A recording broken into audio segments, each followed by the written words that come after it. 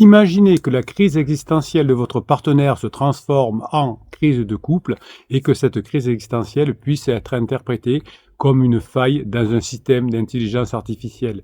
La crise existentielle paraît aléatoire, imprévisible, mais elle répond à des lois précises que l'on peut comprendre et surtout résoudre. C'est ce dont on va parler aujourd'hui.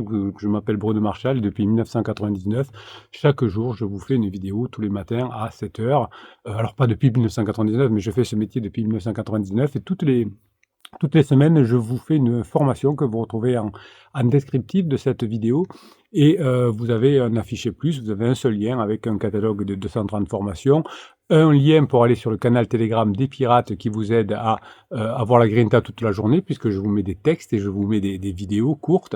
Vous avez aussi le canal Facebook des pirates où les pirates les plus avancés vont pouvoir vous aider à mettre en application tout ce que vous prenez dans les formations. Évidemment, la crise de couple, c'est pas la fin du couple. Si vous êtes ensemble depuis 5, 10, 15, 20 ans, la crise de couple est normale. Mais malheureusement, vous avez vu qu'autour de vous, il y a des personnes qui se sont séparées. Et oui, vous l'avez constaté, des cousins, des amis, de la famille. Eh bien, tout ça c'est fini. Hein. Vous allez pouvoir, en apprenant à gérer une crise de couple, eh bien, montrer à vos enfants, vos amis, etc., que la crise de couple, ce n'est pas la fin, mais c'est un début. Hein, c'est une opportunité. Donc, dans cette vidéo, nous allons parler d'un phénomène que vous traversez évidemment, cette fameuse crise de couple. Et vous savez que cette crise qui peut survenir après plusieurs années de relation, eh bien, survient souvent lorsque votre conjoint commence à remettre toute sa vie en question, y compris vous, puisque vous êtes la personne la plus proche. Donc, pourtant, il y a des solutions. Et s'il y a autant de personnes qui, à un moment charnière de leur vie, veulent tout envoyer valser, eh bien, ça vaut le coup de s'y pencher, d'étudier comment fonctionne tout ça et finalement comment faire en sorte que la suite puisse être encore plus belle. Regardez le couple de Ryan Strisrud et Aubrey Page qui ont traversé cette zone de turbulence. Eh bien, après plusieurs années, leur relation, qui semblait solide, était entachée par une crise, la crise existentielle, où Seacrest, en pleine réflexion sur sa carrière, en pleine réflexion sur son avenir, a commencé à prendre ses distances, ce qui a conduit à leur séparation en 2024, une rupture que personne n'avait vraiment anticipée. Le timing, la pression sociale, les attentes personnelles, tout a joué un rôle dans cette situation. Évidemment, cette crise n'a rien de nouveau, elle est juste imprévisible, mais elle est juste aussi inévitable. Donc, comment réparer un couple en pleine crise existentielle? Comment on répare cette crise de l'intelligence artificielle finalement? Eh bien, oui, on peut récupérer son conjoint en crise et on peut s'inspirer de la crise de l'intelligence artificielle pour pouvoir réparer tout ça. Alors, le prix Nobel de physique 2024 a récompensé des travaux sur l'intelligence artificielle, ce qui va nous permettre de comprendre finalement beaucoup de choses à travers l'intelligence artificielle, mais aussi à travers les réseaux neuronaux de votre cerveau. Et on va pouvoir voir comment on peut réagir différemment dans la crise en prenant finalement exemple, en allant chercher des idées dans d'autres domaines comme le fonctionnement du cerveau ou l'intelligence artificielle. Le prix Nobel de physique 2024 en permettant des avancées dans le domaine aussi varié que l'intelligence artificielle et le fonctionnement neuronal, nous permet d'avancer. Évidemment, l'IA permet aussi d'avancer dans la médecine, la finance, l'automobile, etc. Tout ce qui peut révolutionner nos vies, donc notre fonctionnement de couple, la dynamique des relations humaines. L'introduction de modèles physiques dans l'intelligence artificielle grâce au prix Nobel de la vie, le prix Nobel de physique montre comment Bruno se calme, montre comment une approche finalement rigoureuse, interdisciplinaire peut résoudre des problèmes complexes. C'est ce qu'on fait ici dans cette communauté. On utilise la neurophilosophie, les neurosciences, évidemment, la philosophie, vous l'avez compris, la biologie et évidemment tout ce qui est psychologie. Dans une crise de couple, les mécanismes de conflit peuvent être décryptés, vous l'avez compris, par des outils sophistiqués, parce qu'une crise de couple est complexe. Hein, elle n'est pas difficile à gérer, mais elle est complexe. Donc, c'est intéressant d'avoir beaucoup d'informations. Alors, si on prend l'exemple des véhicules autonomes, par exemple, tout comme l'IA peut ajuster ses réactions en fonction de l'environnement, votre couple en crise peut adapter son comportement face à des émotions qui sont plus volatiles. L'intelligence artificielle utilise des algorithmes pour anticiper des obstacles, tout comme un couple peut identifier des conflits potentiels et les éviter en ajustant vos attentes. Le parallèle entre les diagnostics médicaux améliorés et les diagnostics des tensions dans un couple est frappant. L'IA peut vous aider à prendre des décisions complexes rapidement, tout comme dans une relation où l'analyse rapide des situations émotionnelles est clé. Les fondements de l'intelligence artificielle s'inspirent du cerveau humain, créant ainsi des modèles qui miment notre façon d'apprendre et notre façon d'agir. De la même manière, les couples en crise doivent réapprendre à fonctionner ensemble en adoptant de nouveaux schémas de pensée. Le cerveau avec sa capacité d'adaptation et l'IA avec ses réseaux neuronaux artificiels soulignent toute l'importance d'une approche multidisciplinaire. Le parallèle entre l'évolution des algorithmes et l'évolution d'un couple dans une crise existentielle démontre l'importance que vous avez, mes chers pirates adorés, de vous adapter et de réinventer les interactions. Les recherches récompensées par le prix Nobel apportent une meilleure compréhension des processus cognitifs duquel vous pouvez vous inspirer. Tout comme l'IA modélise les réseaux neuronaux, les couples peuvent cartographier les interactions émotionnelles pour identifier les points de tension, évidemment, pour éviter, notamment quand votre conjoint est en down, d'aller vous frotter aux points de tension. La capacité de l'intelligence artificielle à traiter des informations complexes et à apprendre de ses erreurs est un exemple fascinant pour les relations humaines. Traiter les informations complexes, apprendre de ses erreurs. Si vous comprenez qu'il vous faut faire ça pendant la crise de votre conjoint, vous pourrez passer en phase 4. Les couples doivent intégrer leur expérience passée pour améliorer leur avenir. Certains ont débattu de la pertinence de décerner ce prix en physique plutôt qu'en informatique, soulignant la convergence des disciplines. De la même manière, il est parfois difficile de séparer les questions d'émotions humaines des enjeux cognitifs et scientifiques lorsqu'il s'agit de résoudre une crise de couple. Cette remise en question des frontières entre science et intelligence artificielle ou entre science en général souligne l'évolution constante de notre compréhension de ce qui est réel. Et votre crise est réelle, la crise de couple est réelle, la crise existentielle de votre conjoint est certainement réelle, donc tout ça peut être modélisé, tout comme les frontières floues entre la logique et les émotions dans les relations peuvent être comparées. Donc nos prix Nobel de physique, John Hopfield et Geoffrey Hinton, sont des figures de proue de l'apprentissage machine et ils ont joué un rôle central dans la redéfinition des systèmes intelligents. Leur parcours illustre l'importance d'une collaboration entre la science et l'humain. C'est ce qu'on fait chaque jour sur cette chaîne. On est une chaîne scientifique, on ne parle pas de PNL, on ne parle pas de techniques de manipulation. On bosse sur la science qui va nous permettre de changer véritablement de façon durable. Le modèle de Hopfield et Hinton peut vous inspirer dans votre couple en crise et vous aider à vous tourner vers des solutions interdisciplinaires, ce qu'on fait chaque jour sur chacune de nos formations, en alliant le cœur et l'esprit. Les systèmes relationnels, tout comme les algorithmes, évoluent. Hopfield a montré que passer d'algorithmes linéaires à des réseaux de neurones interconnectés offrait plus de flexibilité. Une leçon que vous pouvez apprendre en abandonnant les approches mécaniques des interactions de la phase de sécurisation ou des interactions de manipulation comme le silence radio ou le fume-moi je te suis, et vous allez apprendre à favoriser une fluidité naturelle dans vos échanges. Dans votre crise de couple, les tensions sont comme des connexions neuronales binaires qui peuvent être activées ou désactivées. Les interactions entre vous et votre conjoint ressemblent à ces réseaux. Certaines connexions renforcent la relation, d'autres l'éliminent. Donc chaque fois que vous allez pouvoir réaliser un bon comportement avec votre conjoint, chaque fois que vous allez avoir une interaction positive avec votre conjoint grâce à votre travail, eh bien vous allez vous rapprocher de votre conjoint, comme finalement deux réseaux vont se coupler. De réseaux de neurones qui vont pouvoir effectivement fonctionner ensemble au fur et à mesure qu'ils apprennent à fonctionner ensemble. Donc deux neurones finalement négatifs vont se coupler, deux neurones positifs entre guillemets, c'est une métaphore, vous avez compris, vont aussi se coupler. Donc chaque fois que vous allez faire une bonne action avec votre conjoint, vous allez vous rapprocher. Donc apprendre à identifier et désactiver les interactions négatives avec votre conjoint, c'est une étape essentielle. Hopfield a montré que la répétition de certaines activations renforce les connexions, ce qui s'applique parfaitement à votre couple. Plus vous aurez d'interactions positives avec votre conjoint, plus les interactions positives seront récurrentes, plus les actions positives vont devenir automatiques, eh bien vous allez transformer plus facilement les schémas de conflit récurrents en points de collaboration. Évidemment, ça va vous demander de maîtriser votre pensée et votre cerveau face aux provocations de votre conjoint, mais grâce aux formations et la mise en application de ces formations avec l'aide des pirates, vous pouvez y arriver.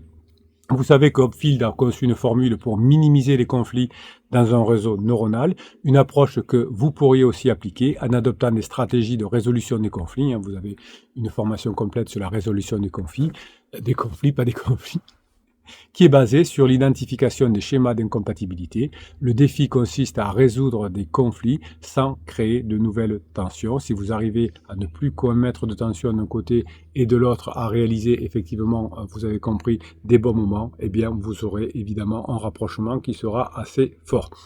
On a aussi une analogie que vous pouvez bien avoir en tête avec le magnétisme physique. Tout comme Hopfield a comparé les réseaux neuronaux au magnétisme des spins atomiques, votre couple en crise peut être vu comme deux pôles opposés, cherchant alternativement à s'attirer ou à se repousser. Parfois votre conjoint vient vers vous, c'est un up, parfois il s'éloigne, c'est un down. La minimisation de l'énergie du système relationnel, vous plus votre conjoint, peut être la clé pour restaurer l'équilibre et l'harmonie.